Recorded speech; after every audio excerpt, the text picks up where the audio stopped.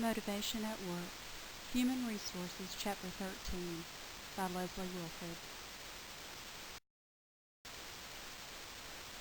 If you're not happy doing what you do on a daily basis, you'll just be getting things done for the sake of getting things done. This was said by Sarah Caputo, a productivity consultant.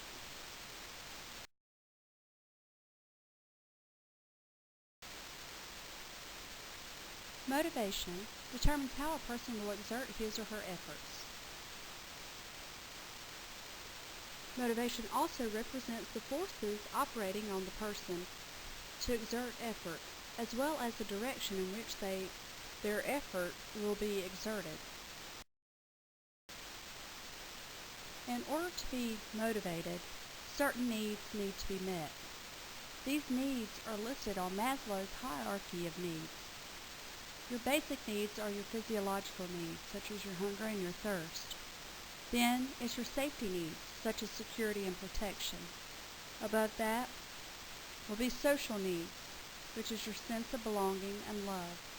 Then it's your esteem needs, your self-esteem, recognition, your status. And then becomes self-actualization needs, self-development and realization.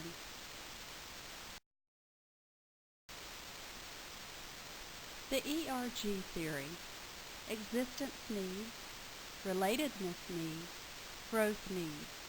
These needs are, as on Maslow's, just broken down into 3 instead of the 5 levels, and it's just the same needs to be met for motivation. Then there's the dual factor theory. This identifies motivators and hygiene factors as 2 sets of conditions at work that can satisfy needs. Research on this theory has provided very little support.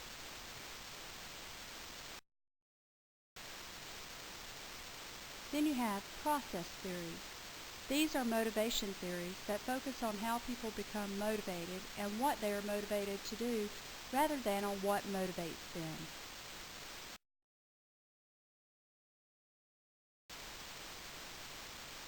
Next you have the reinforcement theory. This theory is a process theory that proposes that all behavior is a function of its consequences, whether positive or negative.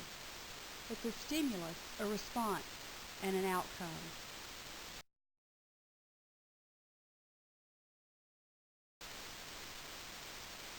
Positive reinforcement, which refers to the situation in which a behavior is followed by positive consequences and thus is likely to be repeated. Good job.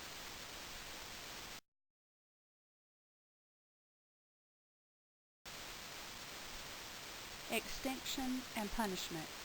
Extinction refers to the situation in which a behavior is followed by no consequence and eventually disappears on its own. Punishment refers to a situation in which a behavior is followed by negative consequences and so it is not repeated.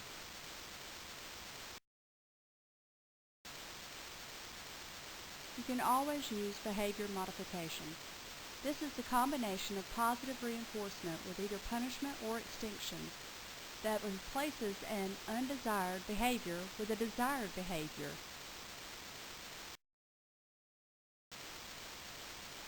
Sometimes schedules work. Partial reinforcement schedules are sometimes used in certain situations. Continuous schedules: shortest time to learn, the least resistance, and an average productivity. Then you have the fixed interval schedule. This is rewarding someone every 10 minutes as long as behavior is desirable. It's a longer learning time, has some resistance, and it has the lowest productivity. Then there's variable interval.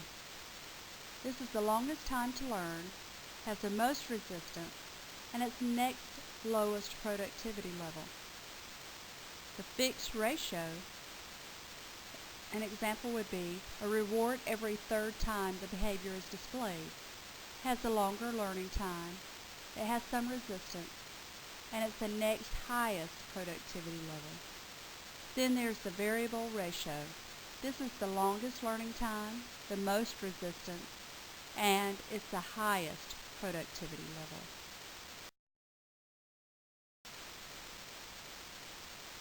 The expectancy theory. An employee decides whether or not to exert effort depending on the outcomes he or she anticipates receiving for those efforts. This is where valence comes in. It refers to how attractive or unattractive an outcome is for a person.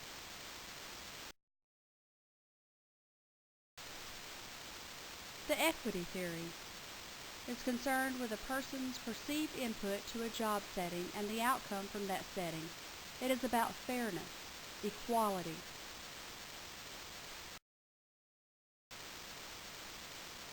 The goal theory. This is based on the premise that people work harder when they have set goals than people who have not. Yet not all goals are created equal, and some are much more difficult than others to achieve. Most people use the SMART system.